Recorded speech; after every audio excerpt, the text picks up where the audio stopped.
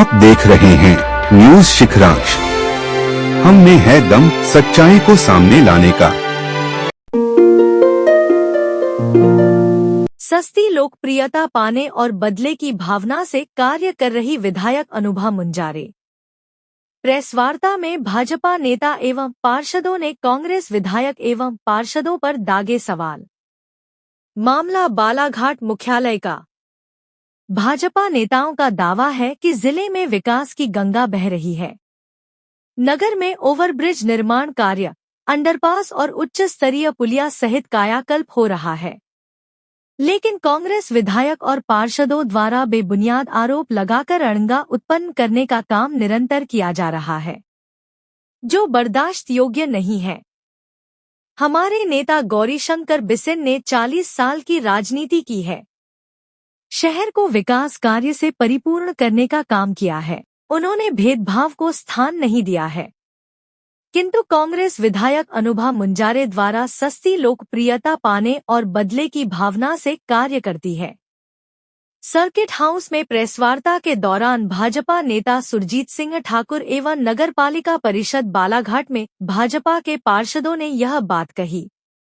वार्ता के दौरान पूर्व नगर अध्यक्ष सुरजीत सिंह ठाकुर, नपा उपाध्यक्ष योगेश बिसेन, सभापति वकील वाधवा, संगीता खगेश कावरे, उज्जवल आमाडारे, पार्षद मनीष नेमा, दीनू बसेने सहित अन्य उपस्थित रहे। सुरजीत सिंह ठाकुर के साथ ही परिषद सभापति एवं सदस्यों ने संयुक्त रूप से वार्ता ली, जिसमें विधायक अनुभा मुंजारे की कार्यप्रणाली और कांग्रेसी पार्षदों के उलूल जुलूल आरोपों का खंडन किया गया। बताया गया कि विधायक द्वारा समता तालाब का निरीक्षण कर भ्रष्टाचार होने की बात कही गई थी, जो सरासर गलत है, जबकि हमने भी वहां जायजा लिया है और इंजीनियर से चर्चा की है। तालाब के बीम निर्माण को लेकर कहा गया है कि यह पहली ही बारिश में नहीं टिकेगा, जिस पर सुरजीत सिंह ठाकुर ने कहा कि इंजीनियर्स का कहना है कि बेहतर कार्य हुआ है। हम भी देखते हैं, अगर तालाब का बीम गिर जाता है तो परिषद द्वारा ठेकेदार और इंजीनियर्स पर स्वयं एफआईआर दर्ज करवाएंगे। उन्होंने कहा कि जनता को 5 करोड़ की निधि का हिसाब दे विधायक अनुभा मुंजारे। भाजपा नेताओं का कहना है कि विधायक अनुभा मुंजारे को मुख्यमंत्री विशेष निधि से 5 करोड़ रुपए की राशि मिली है। आपने किन कार्यों में यह खर्च की है, इसका हिसाब जनता को देना चाहिए। आपके द्वारा केवल निरीक्षण परीक्षण किया जाता है। भाजपा नेता सुरजीत ने बताया कि कचरा वाहन अन्य वार्डों में बेहतर कार्य कर रहे हैं। इसमें आशंका है कि सुनियोजित तरीके से इसमें बिगाड़ किया गया है, इसकी जांच होगी। भाजपा नेता सुरजीत सिंह ठाकुर ने आरोप लगाया कि जब अनुभा मुंजारे विधायक नहीं थी, तब रेत और शराब के अवैध व्यापार को लेकर भाजपा पर सवाल उठाए जाते थे, किंतु अब क्या हो गया है? आप इस बारे में क्यों चुपचाप है? क्या हम आप पर आरोप लगाए कि आप इसमें शामिल है? सस्ती लोकप्रियता हासिल करने कोई भी अनर्गल आरोप लगा सकता है। आप सिद्धांतों से भटक गई है। आपके पति ने खुद यह आरोप लगाया है। आप कहती थी कि गौरी भाऊ सरकारी बंगले में रहते हैं, तो आपने शासकीय आवास क्यों लिया? आगे कहा कि कांग्रेसी पार्षदों द्वारा ठेकेदारी को लेकर कहा जाता है, साबित किया जाए, जबकि निविदा प्रक्रिया और टेंडर में भाग लेने पर ही संबंधित ठेकेदार को काम का ठेका मिलता है, जिसमें परिषद या कोई भी पार्षद कुछ नहीं कर सकता है। यह प्रक्रिया पारदर्शी होती है। किससे नहीं होती, लेकिन आप उसको बताइए तो। लेकिन आप सुनियोजित तरीके से इस तरह से करेंगे तो ये ठीक नहीं है। इस राजनीति के स्तर को हम सबको मिलकर सुधारना चाहिए। और मैं तो यही कहूँगा, मेरे 2-3 प्रश्न जो हैं माननीय विधायक अनुभा मुंजारे जी से, कि एक तो वो ये जवाब दें कि चुनाव के पहले जो अवैध रेत उत्खनन की वे बात करती थी, क्या वो अब नहीं दिख रहा है? कैसे टोकन से रेत निकल रही है? आपके रहते हुए निकल रही है? क्या अवैध शराब जगह जगह नहीं बिक रही है? हम भी विरोध करते हैं उस बात का। अब कैसे बिक रही? अब तो राजेश पाठक जी उसमें है भी नहीं, तो तो आप कौन बिगवा रहा है? क्या हम आप पे आरोप लगा दें आप शामिल हैं? आरोप लगाना बहुत आसान होता है। आरोप लगा, आप सस्ती लोकप्रियता हासिल करने के लिए किसी पे कोई भी आरोप लगा सकते हैं, लेकिन क्या जो चुनाव के पहले आप बोलती थी वो आज नहीं हो रहा है? हो रहा है। तो इसका हम क्या मतलब समझें फिर? क्या आप सिद्धांतों से भटक गई? आपके पतिदेव ने आरोप लगाया। आप खुद गौरीशंकर बिसेन जी का इस बात को लेकर विरोध करती थी कि सरकारी बंगले में क्यों रह रहे हैं, तो फिर आप बताइए आप किस हैसियत से रह रहे हैं?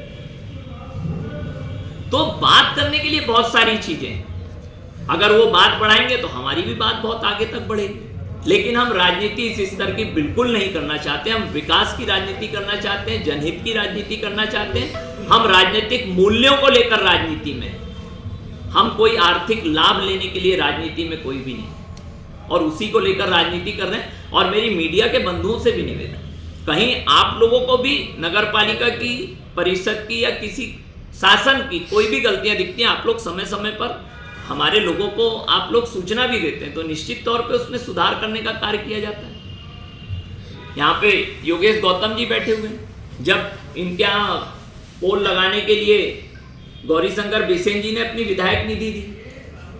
फिर बहुत जगह अड़चने अवैध कॉलोनियों के कारण आती है। बहुत सारे विषय हैं बोलने के लिए, लेकिन मेरा तो बस यही कहना था कि वे अपने 1 वर्ष का जनता को हिसाब दें। हमको नहीं चाहिए, हम भी उन्हें कोई हिसाब नहीं देंगे, हम भी जनता को हिसाब देंगे। और हमको जनता ने ही निर्वाचित करके नगर पालिका परिषद में भारतीय जनता पार्टी को तीसरी बार बैठाला है। कोई हम लोभ और प्रलोभन देकर यहां नहीं पहुंचे। लेकिन आप उस, हम तो अपमान नहीं कर रहे हैं आपको मिले लोकतंत्र के अभिमत का, आप क्यों अपमान कर रहे हैं? हम भी बोल रहे हैं आज तो लोग पछता रहे हैं, लेकिन आपको तो 5 साल पूरे करना पड़ेगा, क्योंकि लोकतंत्र ने आपको निर्वाचित किया है। वैसे ही लोकतंत्र के माध्यम से ही यहां बैठा हुआ प्रत्येक पार्षद निर्वाचित होकर अध्यक्ष का निर्वाचन किया। कोई रेवड़ी बट के कोई अध्यक्ष और पार्षद नहीं बना।